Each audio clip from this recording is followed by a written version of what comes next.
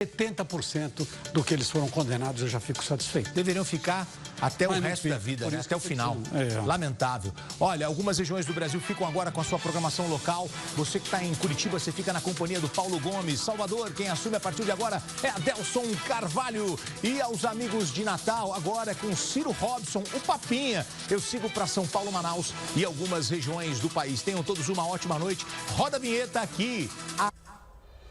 Valeu, Gotinão. Eu sigo agora com as notícias do nosso estado. É hora do Cidade Alerta Minas. Começo falando da morte de 3 mulheres que estavam em uma padaria no bairro Lagoa, entre Belo Horizonte e Ribeirão das Neves. Pois bem, a história que se tem até agora é que estava lá uma menina no caixa. Essa senhora, que é uma cliente da padaria e também que trabalha próximo à padaria, e uma outra adolescente de 14 anos, né? Chega um jovem em uma moto, usando uma espécie de proteção para o rosto, um capacete também, porque ele chegou de moto, já foi direto a esse local.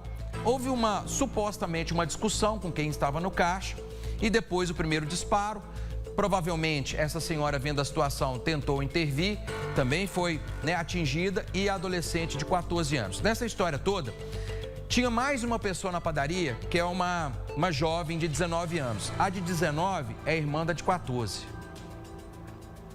Ou seja, presenciou a morte da irmã e, mais do que isso, implorou pela própria vida.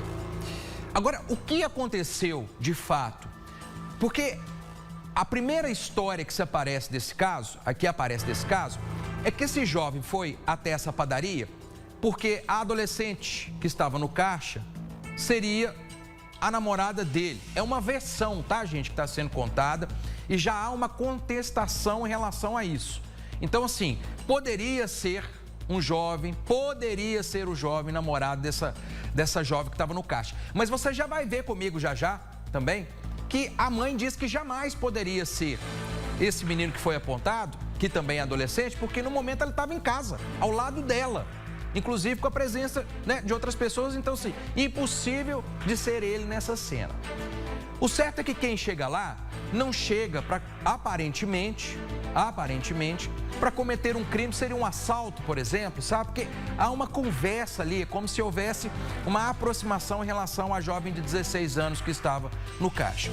E pelas outras pessoas também estarem lá e ter presenciado a cena toda, talvez ele começou a distribuir os tiros lá, infelizmente matar essas outras pessoas, para não sobrar nenhuma testemunha. Mas ao mesmo tempo ele poupa a vida da jovem de 19 anos.